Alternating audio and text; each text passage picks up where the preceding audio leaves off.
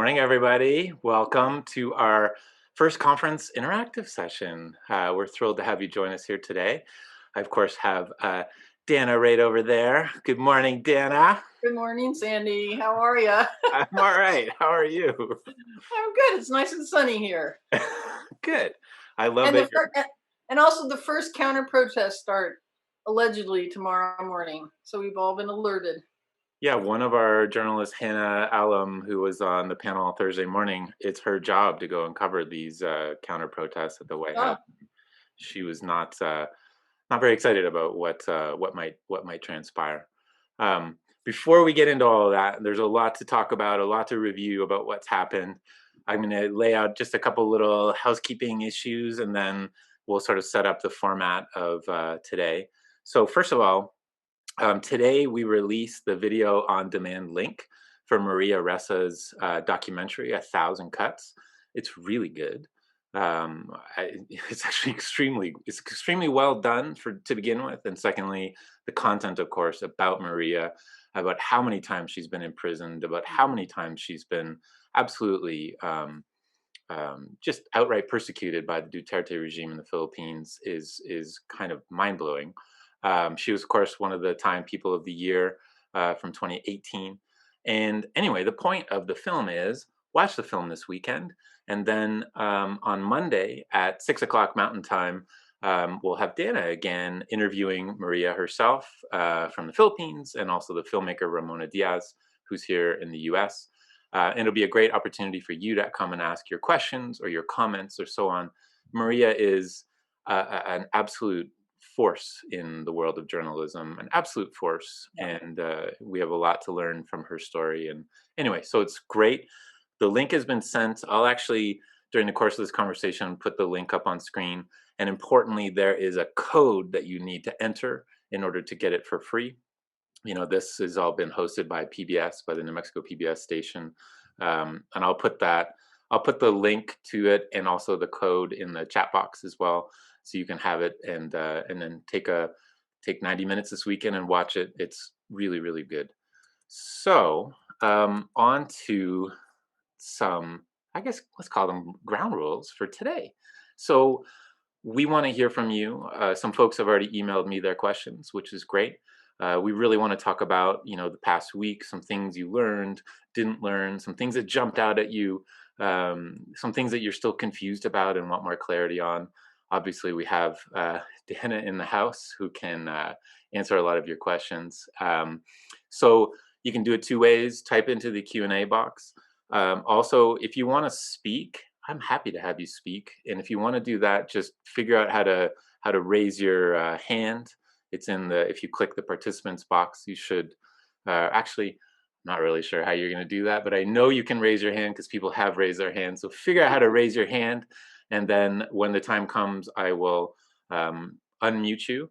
So if you raise your hand, be prepared to be unmuted and make sure, the vacuum cleaner and the dog isn't barking. And then you can ask your question directly. So with all that said, Dana, what's your experience been? How has some of this, amazing content and conversations kind of hit you so far? yeah. It's again reminding me what a valuable conference this is and how grateful I am to be a part of it. I thought, every panel was thought provoking, but let me just go through a couple that really have gotten me either Googling more or going to research some more things. I'd start with EJ Dion, who honestly I could just sit and listen to him all evening, and he could sit and talk all evening about everything, about history, about his own experiences with politicians. He has a great recall. One of the things that he was talking about was how President Trump has broken so many what he called norms, so things that aren't codified in law.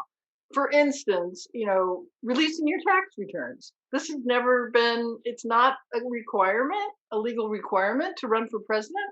And then of course there's millions others having such a business interest and that sort of thing that's still ongoing. Most people put their business in blind trust, or they get rid of it before they even run because it's always been such an issue. So EJ was suggesting that we may really want to think about what other things we should put into law, should legislate, like disclosing your tax returns. And then I'll just give you two other examples.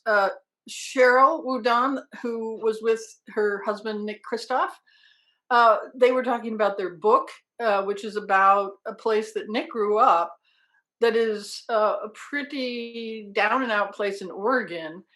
And so they're writing about the crisis really in the United States and about the divisiveness, the divided economic layers, but also political views. And I said, how can we bring this to life and make people read these kind of stories when they're in comparison to terrible civil wars in Darfur, Sudan, and she just came right on and said, because the stories they told us were so incredible and so surprising, generations of dysfunction, addiction, sexual abuse, and her description was amazing, which just reminds me that we need to do more of that. And then finally, Matt Worker, who's a cartoonist, and we had great fun last night. If you didn't see that, you should go see it. And I asked, where do you get these ideas? Do they just pop into your head like 24 hours a day? And so Matt, who's really one of the nicest guys, is a good friend, very funny. He says he dreams them and he gets up and has a piece of paper by the side and he'll write them down. Or then he used to ride his bike to work when he did go to work. So the bicycle was very much a place, and even the bathroom. So he didn't say it was in his head 24/7, but he gave us some great examples of when his brilliant cartoons pop up. So that was really fun. What about you, Sandy? Well, just on the cartoon point, let me point out, I had thought the cartoons were going full screen, and I realized that later they weren't. So I am going to put all the cartoons onto the website alongside the video from last night too. So if any of you folks missed that, I apologize, and we're figuring this all out as we go. But those cartoons will be online, so you can check them out. I mean, a couple of the big things uh, that I found in the number of speakers we had, last night, Ested Herndon from the New York Times. My goodness, what a brilliant young man. I mean, and he speaks so clearly and so eloquently as well. It was that was really a big highlight for me.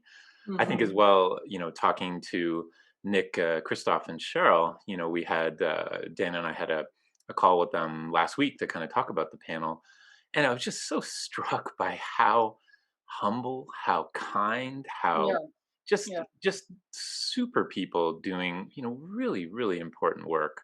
And Nick's columns, of course, they're he's a wise man, and he doesn't combine that wiseness with with an ego, or with a he's just a very open, gentle soul. And I really really enjoyed that conversation that you had with the two of them. I thought that was super. um there's so many little things that pop up. I realized too, I want to share. A couple of people have sent me in some photos of watching all this, and this is a good one. Let me just pop this one up right here. This was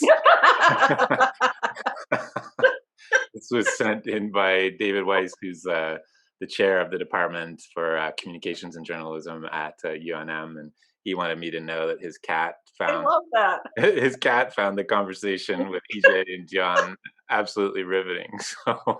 So that was a good one. Um, so, well, I've got a couple questions that folks have sent me in advance, and folks keep bringing in your questions. Let me ask.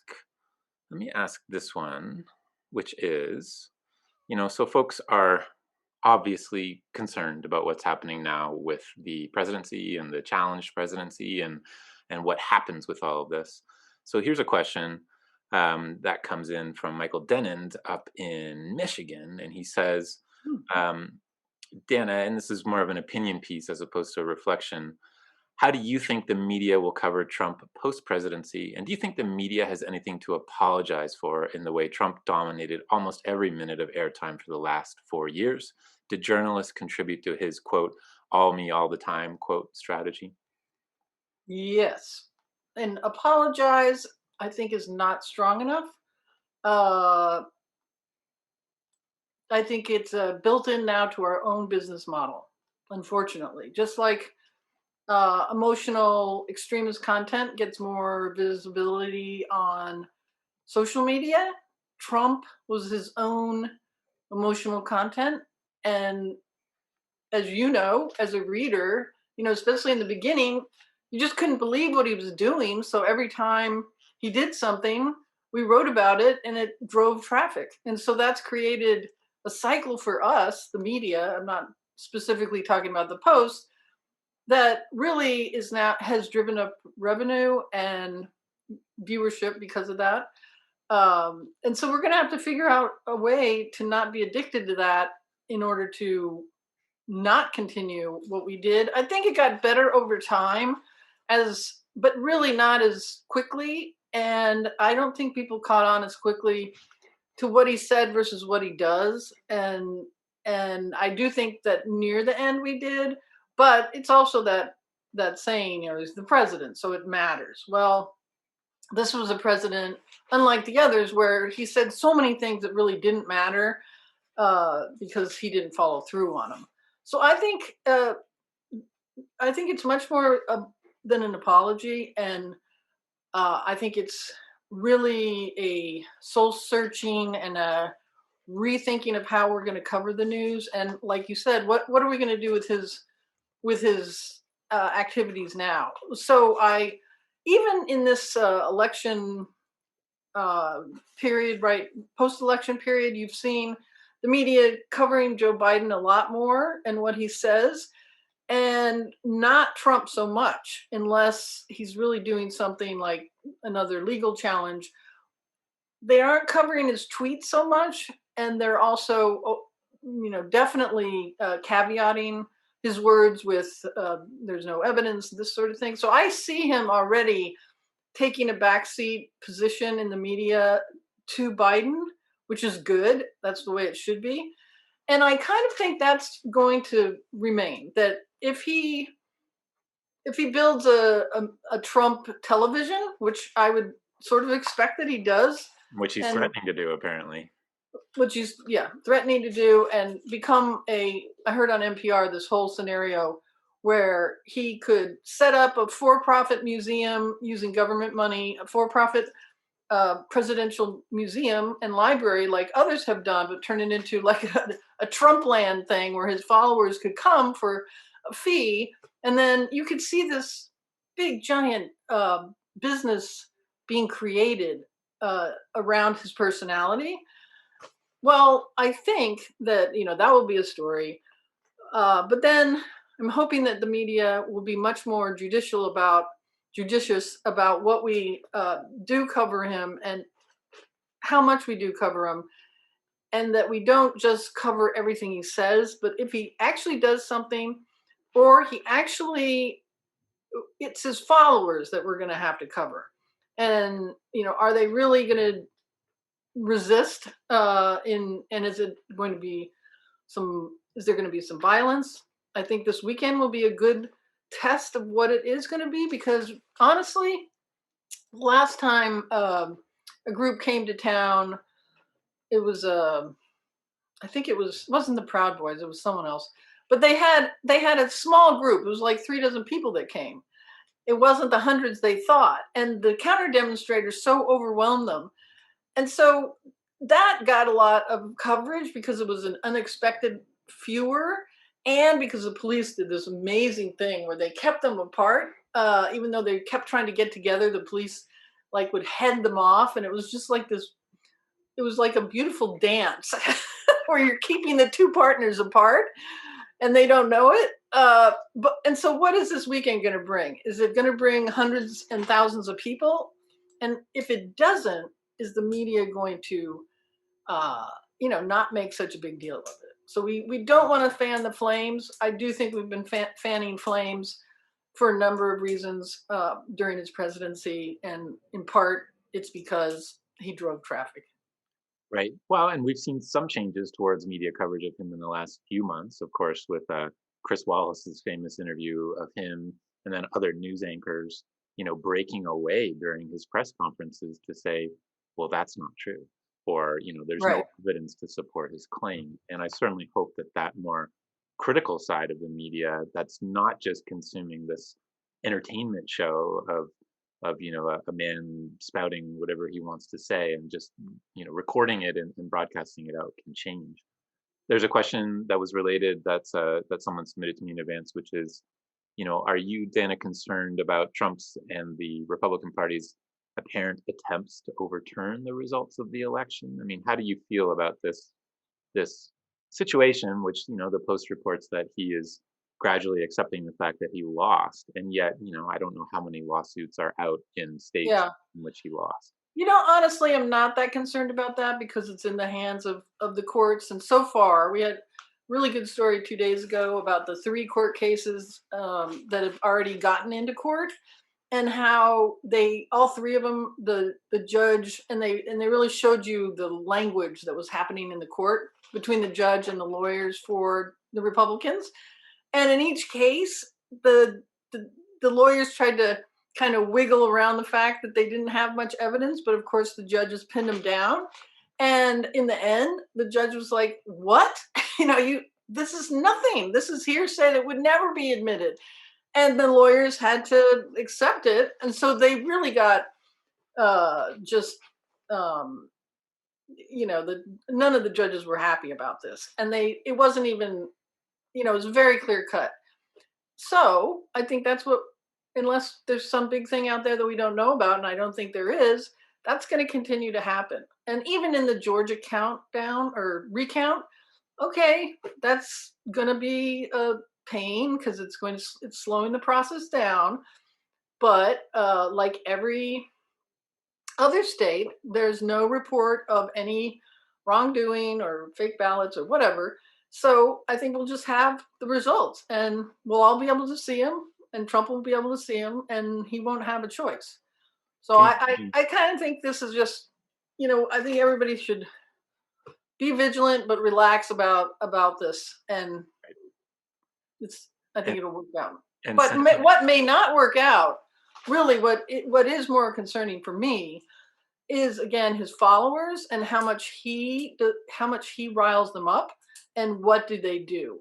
So in that regard, we're going to look to the FBI to understand the risk ahead of time, hopefully for some beat reporters to get on that story and figure out, are these groups as big as, are they linked up, are they armed, are we talking about people who, kind of a one-off crazy which can do huge damage, and that'll be bad enough, but what are we talking about in terms of resistance? right, I think some of the cases that I'm most interested in going forward are I think there's six compelling court cases or what's the word I want? Just investigations into Trump and the Trump organization. And so, Yeah.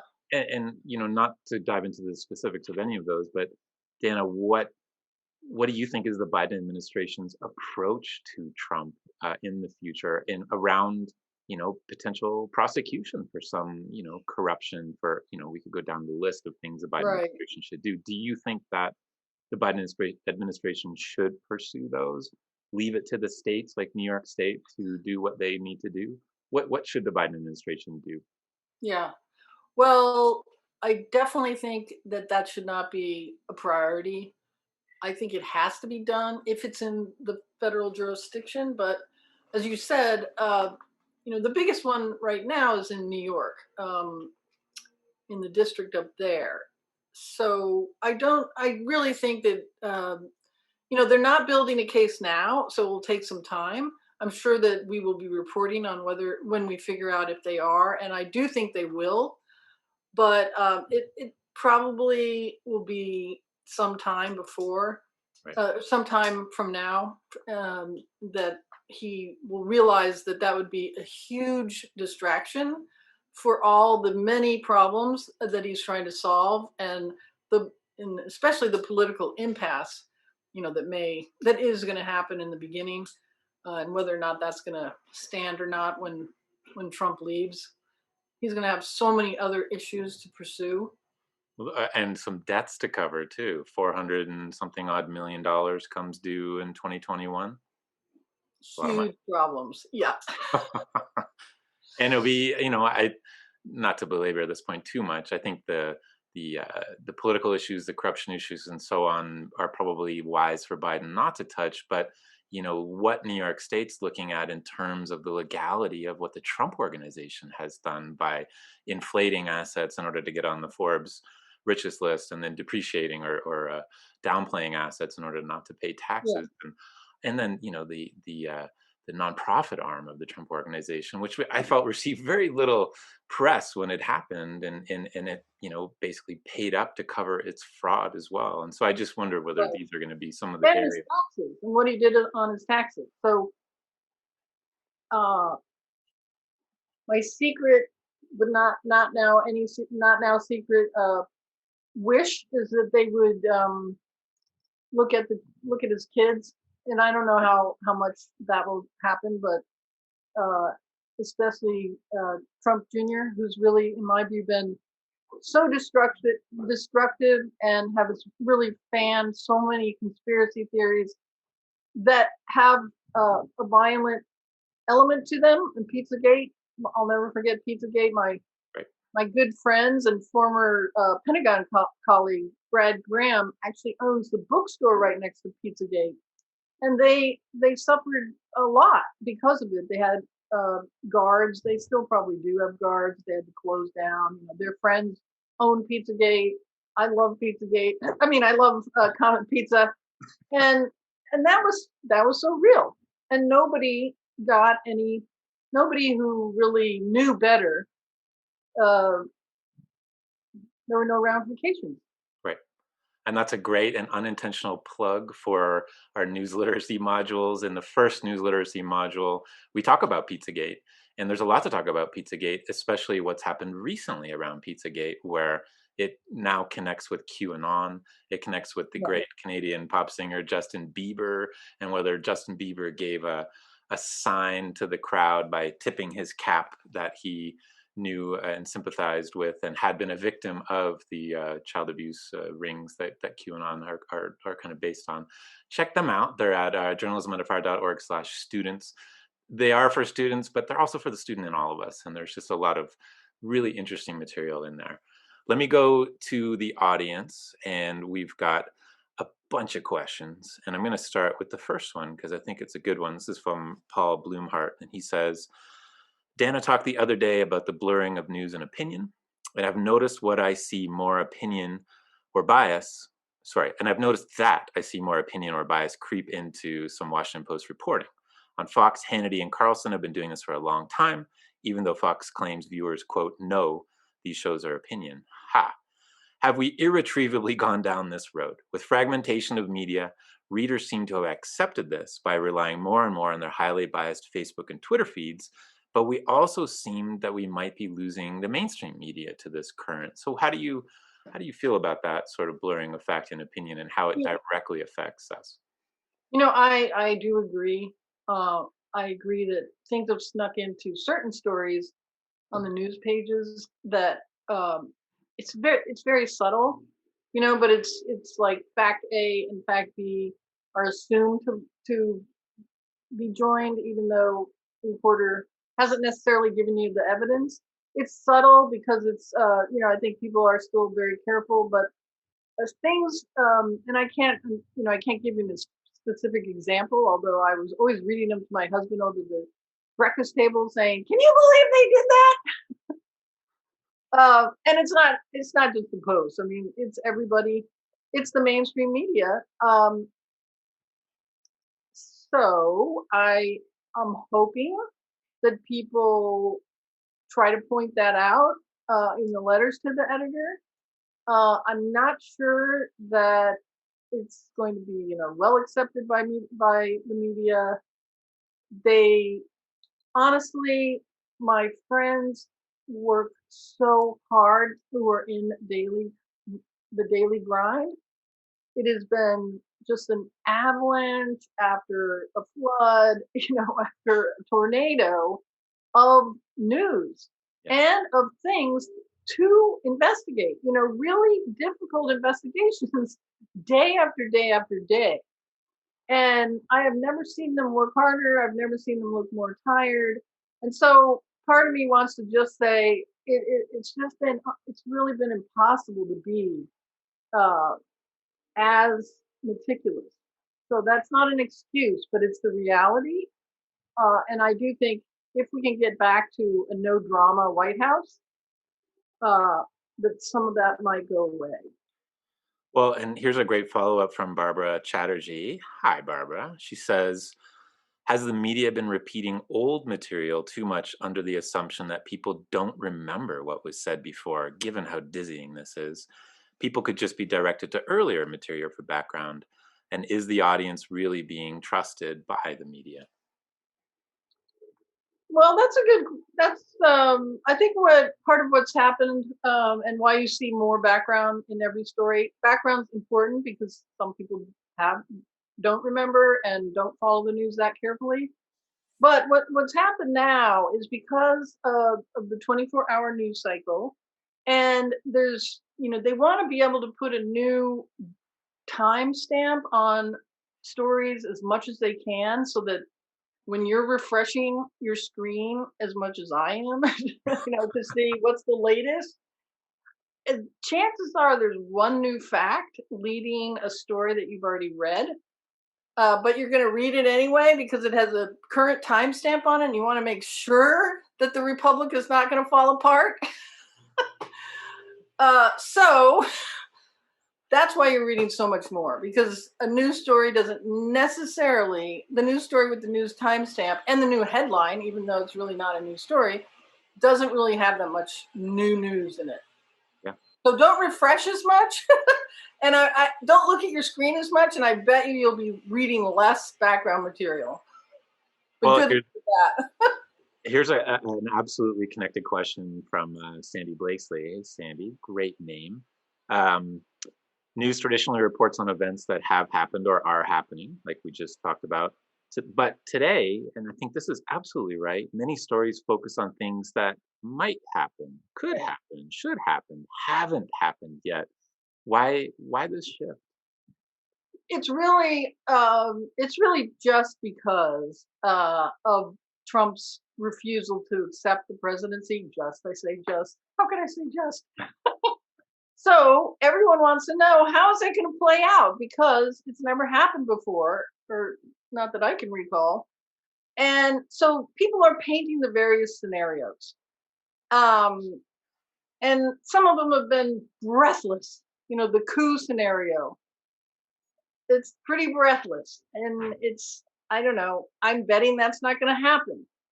But people read that, and there is enough, there's enough, daily protocol on what happens after someone is elected to actually do a decent story that says, okay, this is supposed to happen on this date.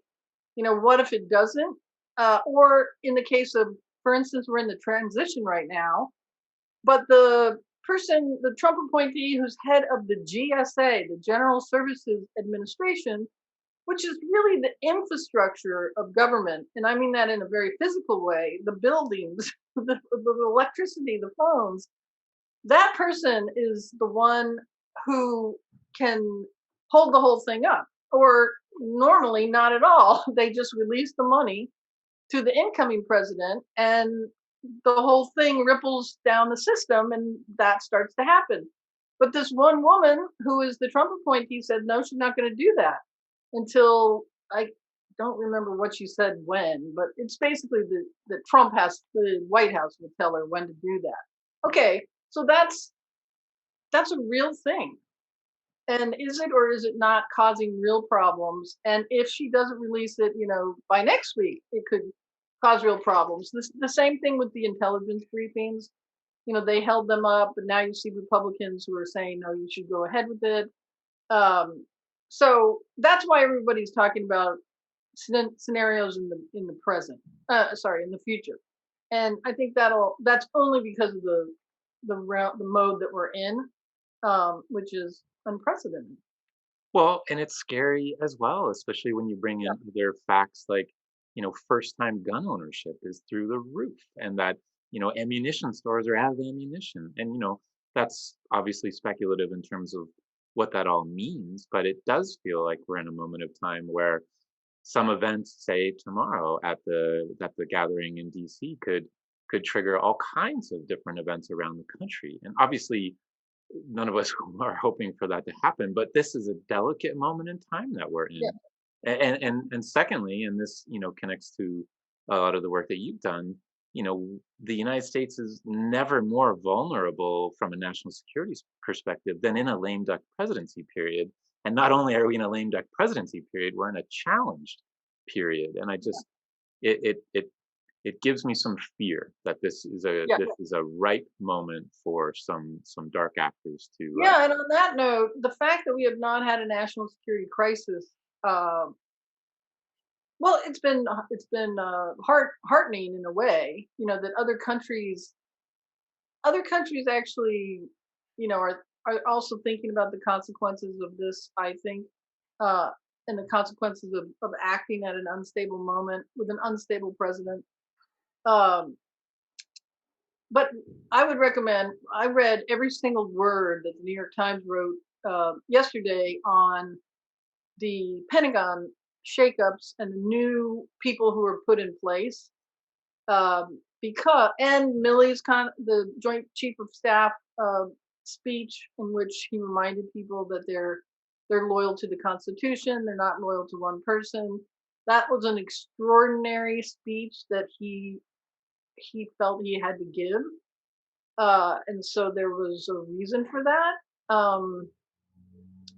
And ultimately, even though there are very strict laws about the use of U.S. military troops within our borders, the whole posse comitatus, that has not been tested before in the way that we saw.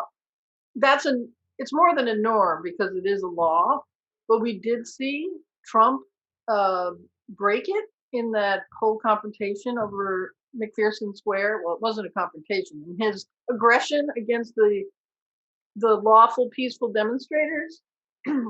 So there is a possibility that he could try to use the military and not just the National Guard, but active duty troops. And then, honestly, what would happen? Yep. What would happen? And how could it be stopped by the military itself? It's not clear. There's one other actor in all of this that we haven't been talking about for good reasons because we haven't had a reason to, but Russia.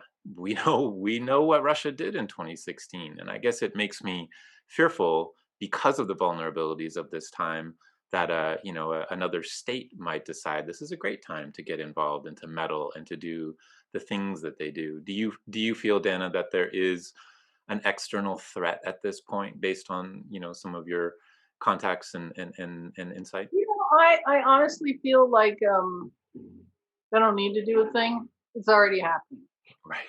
The scenarios that the Russians pushed last time around are scenarios being pushed by various elements of our own in our own country.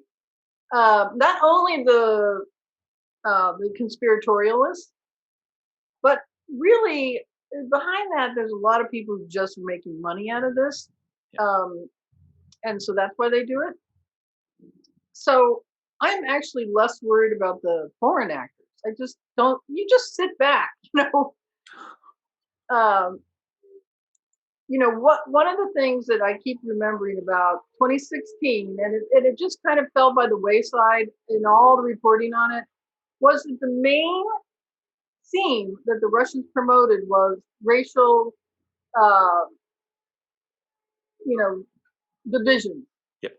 They actively promoted it. Well, they don't need to do that anymore. I mean, we are in a moment that probably had nothing to do with them of racial reckoning, I would say, but that's not how many people say it, and just portraying those concerns uh, in a negative light, like I do think Fox News has been just doing over and over and over again.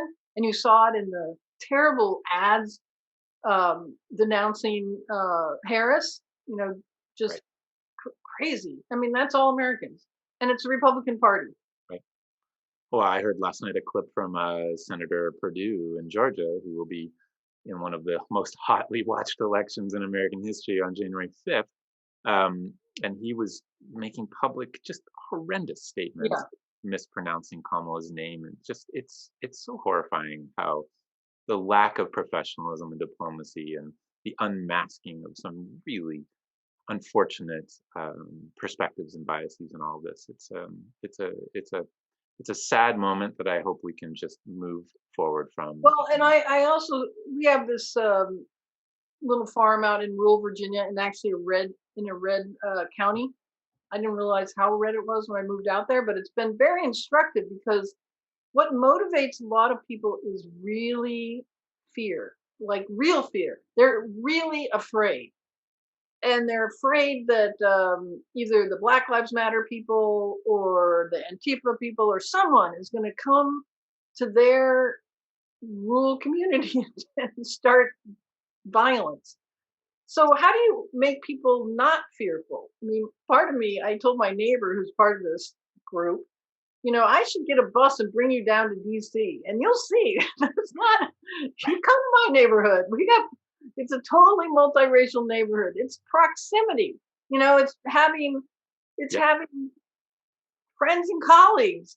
So how do you, what are the solutions for people who live just in a more isolated area? And I think, people in Santa Fe, it would be great to think about that there too. It's rural state in many ways, but that's what we should be thinking about in terms of solutions. How do you stop this true fear? It's real to them.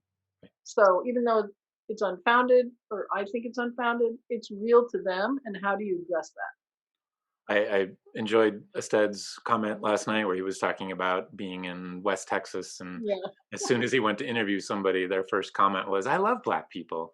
yeah. Um, we have a ways to go in terms of expanding consciousness in the more rural areas. It's it's an imperative right now.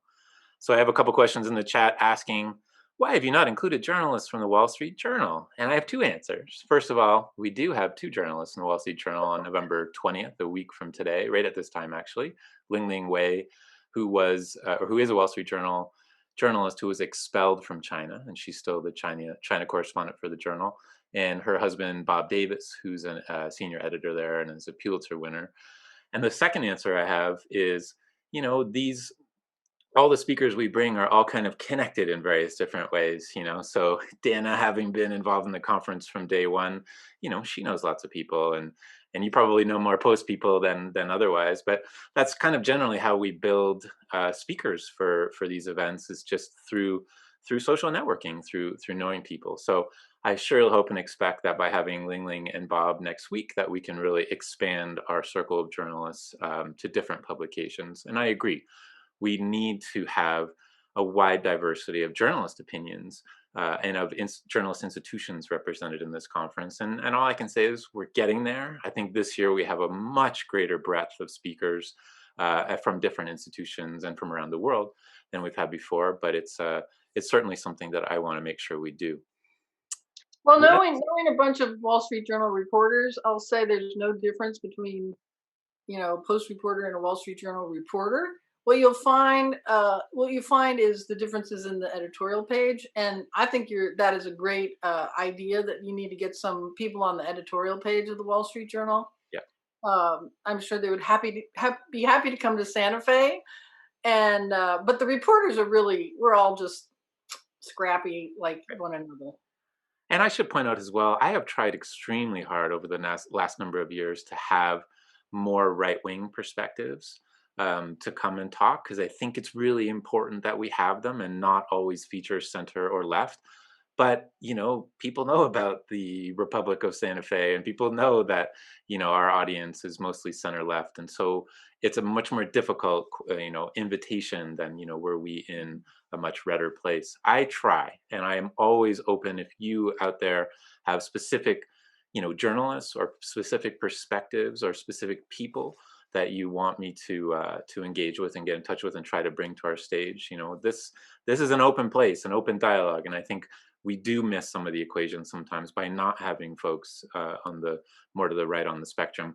I've tried. I'll keep trying, and certainly send me your ideas. Well, there'll be a lot more unemployed Trump staffers too that might be willing to come. Yeah, that's actually a really good point. Yeah, because we had the same flood after the Trump victory of folks from the Obama administration that suddenly were at think tanks or universities and had Yeah. more time and wanted to shed light on what was going on. So a couple more questions from the audience. Here's a question from David Shulman. Hey, David, I'm going to rephrase your question a little bit.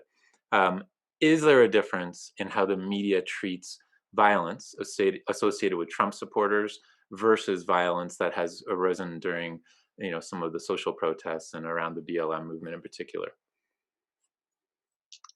Well, I don't have, mostly I'm reading just a couple publications on that. I'm not watching television. Um, I think the answer is yes. Um, from what I've seen, we've underplayed some of the violence that has happened um, in, broadly speaking, the Black Lives Matter protests, where there are, I'm not suggesting those protests writ large, but there seems to be, and I've actually asked reporters about it. There seems to be instigators. Uh, they're often, or at least the officials often say that they are not from the community, and I'm a little surprised that we haven't figured out. I know the reporters have tried to figure out who they are and whether the police have profiles and they're just not releasing them, which in some cases that is the issue. There's been a lot more, many more police injured than we generally report, and I know that because I have some close friends and family who are officers, and so I get some of those reports. Uh, yeah, so I definitely think there's, and I also think the kind of just the visceral hatred by so many people in those protests against anyone wearing a uniform is is much bigger than you would think. Uh, it's already driving police out of uniform, and I think that will continue.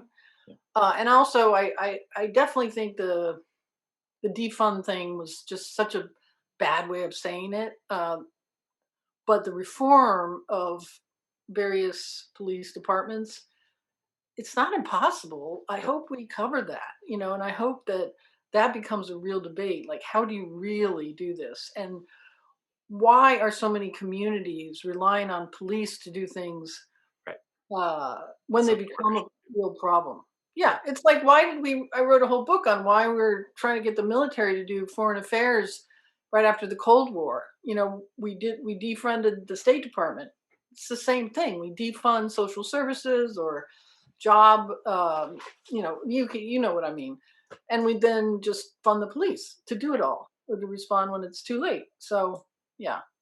Yeah, it was unfortunate choice of words, defund or abolish the police. I mean, that's one slogan that just goes immediately into a place of fear and Yeah. confusion. And yet that's not what the argument's stating. And I wish that argument had been phrased a little bit differently, and maybe reform is the better word, because we should be constantly looking at reform, and no matter what institution we're talking about.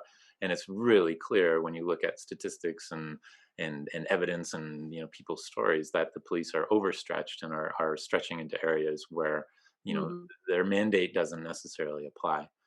Let's go into the questions. Here's another great one from Paul Bloomhart. He says, Dana, how can you cover complicated, multi-layered stories with complicated, often deliberately opaque trajectories? And he has a couple examples here, and the first is around Deutsche Bank. It says Deutsche Bank is a good example with layer upon layer of loans and transactions, a complicated set of characters. these are really difficult to follow even for a sophisticated reader. Um, what do we do in situations like this? And even the Pentagon is another example of the shakeups that happened there, where there's a certain amount of information that's in the public sphere for us to digest, but there's so much that we don't know that we Yeah. need to know in order to have opinions on all of this, or even just a perspective on all of this. Yeah. How do how can the media better help us come to terms, or grapple with some of these super complicated issues? Hmm. Yeah. Well, first of all, I want to address how do reporters do it because I think that was part of your question. That's why we have beats, and that's why when I read a story about the Pentagon, for instance, or oh my gosh, if I had to read a story about Deutsche Bank, or the great series that the New York Times put together that I swear I read every word, but I probably understood every like fifth word about Trump's tax returns.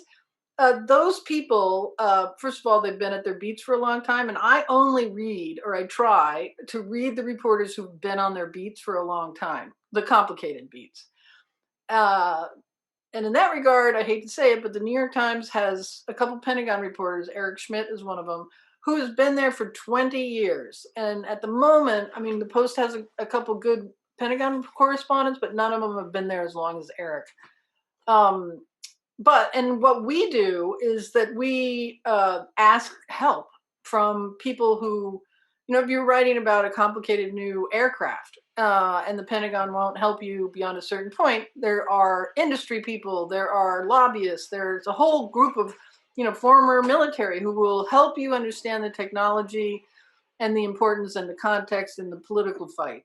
That's the same the same in the banking industry, the money laundering industry, which is becoming a bigger story, global money laundering. It's a big story that's been out there forever, but thank God it's becoming a story that reporters are trying to conquer more. And the same with the tax story that the Post did on Trump's taxes. I'm sure they had, in fact, they told you in some of the stories that they had accountants looking at this stuff. They gave it to people who made deals with them of confidentiality, but that they would help them along. We have technologists who help us understand what Facebook, what an algorithm is doing, and what Facebook and Google and all the rest are doing. So we have to look to our to experts to help us understand these things. I think uh, the complicated stories are not ones that the editors like because of exactly the reason you're saying. They're difficult to understand, and people just stop reading after a while. So you see a lot. The One of the great things that is happening in journalism is the interactive graphics that are becoming so good, and really they can be more important than the story itself because they're leading you through in a simple lie in a simplified way Right. what the story is telling you in the detail that it has to tell you in it. So Right. that would be my, find the best graphics for the stories that are complicated. Yeah, Someone's doing them. and that connects too with Malachi's presentation on Oh my Wednesday. gosh, yeah, And amazing. oh, it's really some of my favorite journalism that's happening these days. Not only because of the way they use technology to discover, the things that are going on, but they present it visually and present it with animation and present it, and the Post, I think one of their very first digital forensics work was the clearing of Lafayette Square in early June, using mostly the cell phone footage of people in the crowd combined with other data sources. And wow, it gives you Yeah, such a different understanding, a yeah. visceral understanding of what actually happened. It's it's just a tremendous new kind of branch of journalism. I think it's so exciting. Hmm.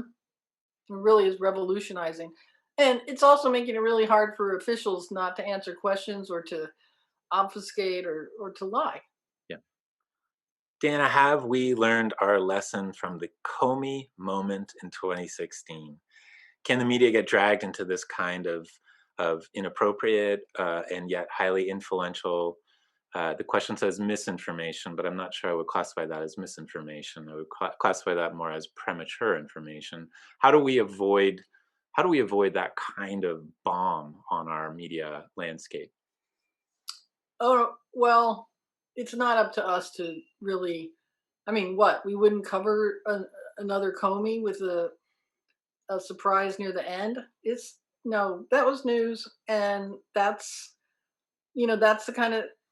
It was unusual, but I don't think it's our responsibility not to report news whenever it happens, and to make sure. I wouldn't call it misinformation either.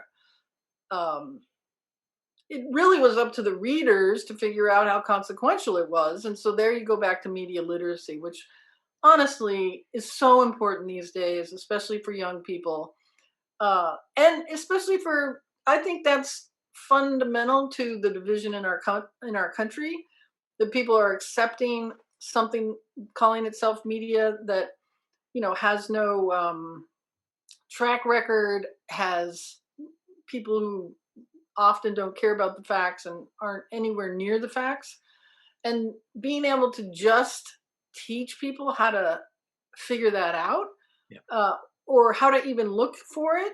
You can, most stories, you can Google the author and see what the author did, or you could Google the URL and to see, is this a real legitimate site. Right. So I teach people how to do that, and I'm hoping that it will make a difference to some of them. But I think it's crucial to that it be a part of our curriculum starting at a young age. I also wonder too whether, I'm always reminded sometimes reading the news of restaurants in California where they have to display on their door what grade they've gotten from Yeah. the Department of Health, and whether, a particular news article, for example, can suddenly have some color coding that says this is opinion, or another color coding that says, this is inconclusive, or something that helps us digest all of this information with a little bit more of a critical eye that doesn't just depend on our own smarts to triangulate information. I definitely think, yeah, I think all the opinion pages should be like got a yellow strip across them. And I asked EJ about that, and he's like, well, that would be good, except then, we might not get as much traffic, and a guy like EJ, he's got a lot to say because he knows so much. And but what about all the rest? In Norway, I've actually been there to study this. They have a media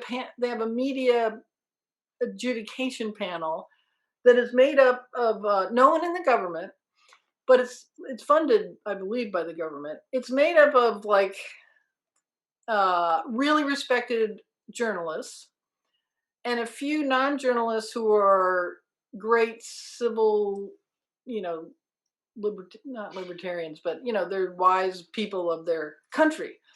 And if somebody does something that they really should not have done according to either the laws or something else, this panel looks at it, investigates it as if it were a court case, and then they can impose fines. They don't censor, but they can impose fines. Now, I know that wouldn't go over well here, but, like, why not try? Right.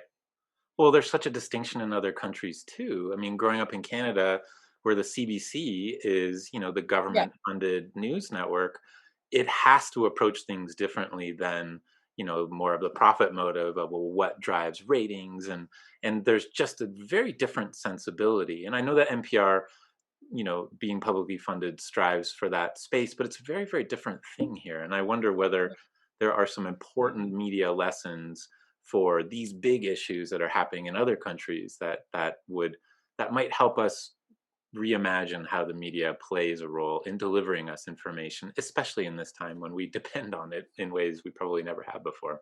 Yeah, I agree. And Europe is very far ahead of us in some of those, but they do have censorship laws. I mean, they do censor in a way in some places. The most easy one is Germany and Nazi. The word Nazi, so that wouldn't go here. I don't think that would fly here. Any kind of censorship, but a more stable self-examination and even some maybe condemnation of certain practices that happen. I I don't know why. that wouldn't work. I also think when we go, we haven't talked about local news. I think everybody's well aware now of the crisis in local news. But I do think that at some point, hopefully soon, we start to think about government funding in some way, like an arm's distance way, the same way that Radio Free Europe, Radio Liberty are funded, which, by the way, is my one of my favorite publications in the whole world. It's rferl.gov. No, not .gov. .org, I think.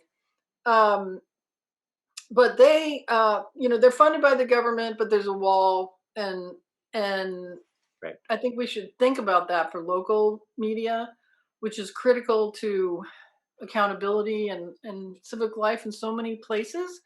And yet it's absolutely a free market, and it's absolutely collapsed. So lots of people are writing about the effects of that, and I'm hoping that after he solves climate change, the debt, immigration, and other things, that maybe they'll get around to local Well, media, local journalism.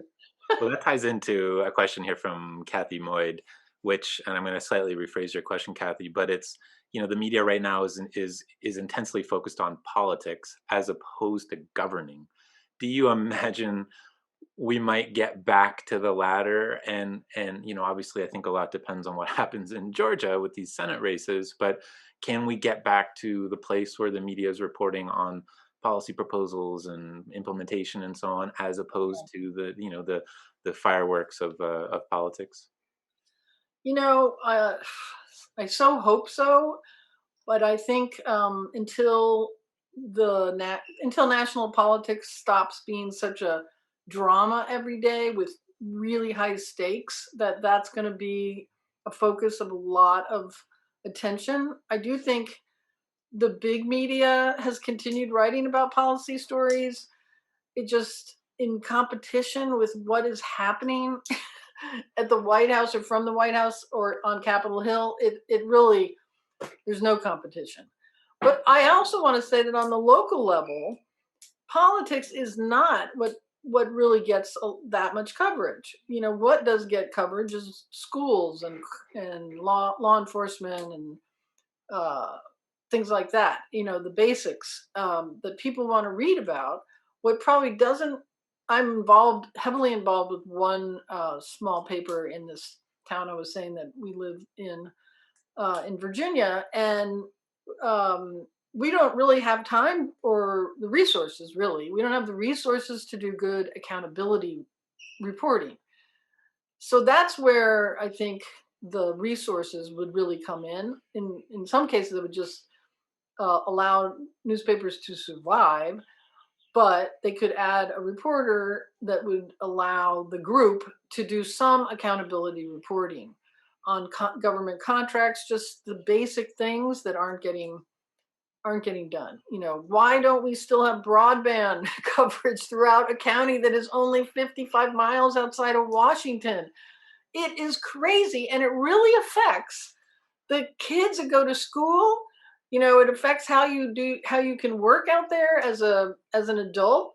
It felt, just it really affects so many things, and we don't have enough people to really cover it. So that's my soapbox on Well, we're on that. running out of time. I want to ask you one super big picture question, Dana, which is, what would be the one thing, the one change you want to see the media really embrace as we move into what's hopefully going to be a very different era for the media? What one thing would you do if you were kind of pulling the major levers behind the networks and behind the journalists and so on, that might Mm, create okay. something, that might plant some different, seeds? Well, honestly, I would have them write more about institutionalized racism. Uh-huh. Institutionalized, because I think once people understand the history of this country and how the history is still here today in many places, not everywhere, then things will fall into place that maybe right now divide people on the issue of race and reconciliation. I feel so strongly about that. And whether that means diversifying newsrooms, it shouldn't mean necessarily diversifying newsrooms, although obviously that's a good thing.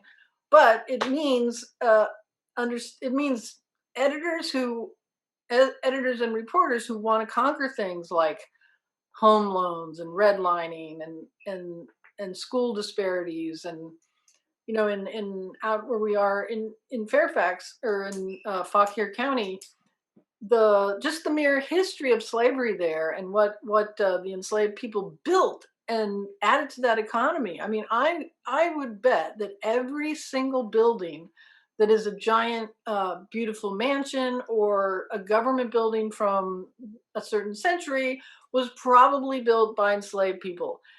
And yet, people have no consciousness of that out there because they're Civil War buffs, but they're not. Um, so they know a lot about the battles, but not about people that are working on the land. So I really think that a good, and so that would be one, and the other would be trying to figure out just how much armed resistance, what do the, how big are the potentially violent groups, white supremacist groups, and the isolationist groups and all that. Is that really a threat? The FBI says it's the biggest threat. So if they had said Al Qaeda is here and the biggest threat, we would have many reporters on that story. We would have that on the front page every day. So they have said this, and yet, yeah, there's not really that much follow up, and I don't totally understand why. Let me ask you about the race issue for one more second. In one of my phone calls leading up to this, I was talking with Russ Contreras, who moderated the panel last Yeah, night, he was Wes great. Lottery and Asad Herndon, and we were talking about Montreal, and he was saying that as a black man, he felt so light in Montreal and so just going with the flow and not sort of feeling the same weight of being black in the United States. Hmm. What, when will this country and how will this country start to reckon with this original sin? How do we what can we do to sort of advance and push forward with, first of all, the understanding and idea that race pervades so much of American society and so much of American politics and so on and so on? How do we get to a moment of real, I don't want to use the word reckoning, but real racial awareness?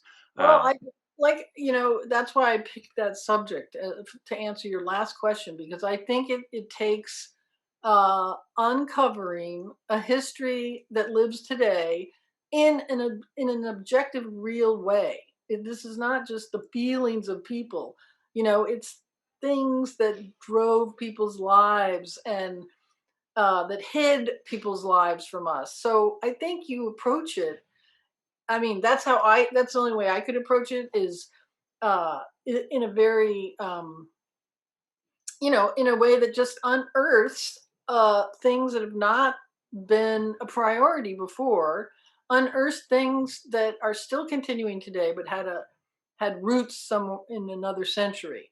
But the other thing I have to say is, and this is why I love to teach young people, is I do think it's a generational thing, and not like things are going to just get better because our kids are in the earth, but all these big social changes that have happened.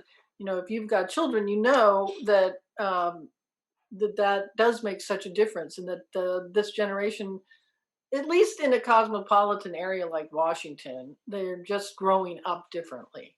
So I don't know if that's I'm not the best person to answer how and when is that going to change, but as a journalist, I think that should be a priority. Uh, especially if you're in an area like the South, which Washington D.C. is. There's just so many great stories to tell. I think the generational point is spot on. I'm kind of the middle generation. I'm 47, so my parents are boomers, Youngin, a youngin. and yet not that young. And then my Right. kids are a very different generation, and I find when I look, to their generation, it's a very very different picture than looking to my parents' generation. Yeah. And hopefully, we can just kind of keep understanding the ways we have to improve, we have to educate ourselves, and then really trust that, the young folks growing up today will kind of come at things with the right ideas, and with the bigger picture that connects all of us, and not just our own particular set of advantages or disadvantages. So we can hope. Let me ask you last question, which will tie into Monday. Maria Ressa, you called Mm. her your hero before. Tell us a little bit about your thoughts about Maria Ressa to get us excited to watch the documentary, and then of course to talk with her on Monday. Okay, so the last time I saw Maria, we were sitting. We just so happened to both be in Philadelphia, and we happened to be at the same hotel. How weird is that?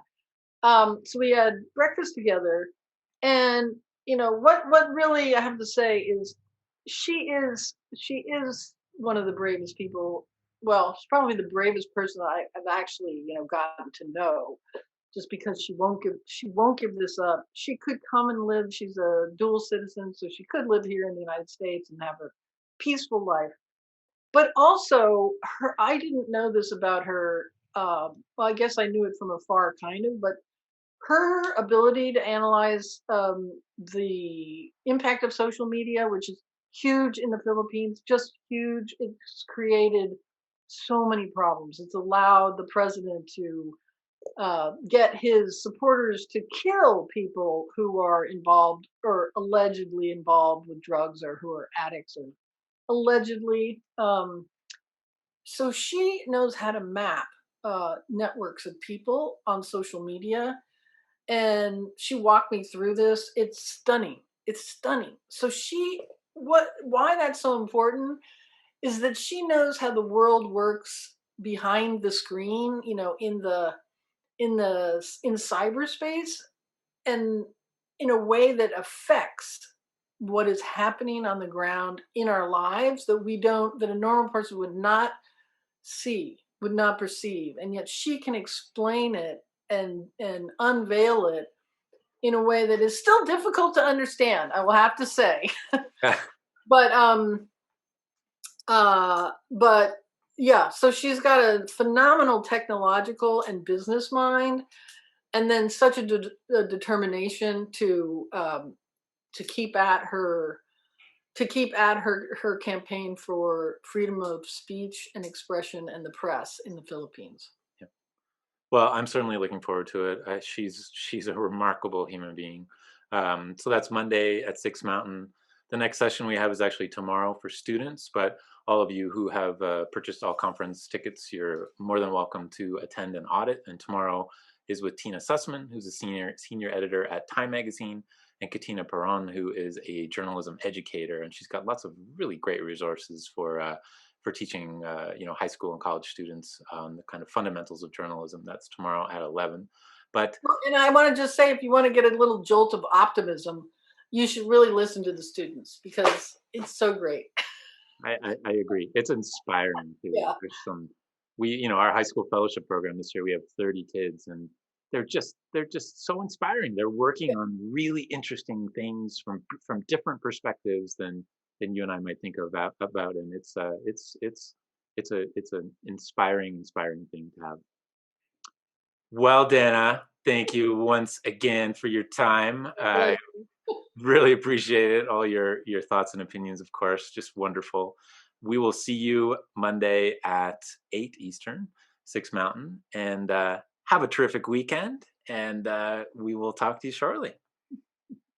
all right. Bye, everybody. Bye, everyone.